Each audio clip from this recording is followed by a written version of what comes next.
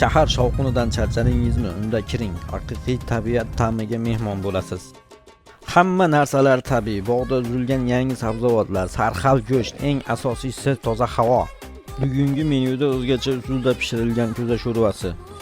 Piyoz, qalampir, kartoshka har bir masalliq o'z o'rnida. Bu shunchaki ovqat emas, bu san'at asari. Videoga like bosishni va do'stlaringizga yuborishni unutmang. Bu ko'za sho'rvalarimiz dushanbadan shanbagacha Didor oshxonamizda bo'ladi. Ko'za sho'rvaga marhamat.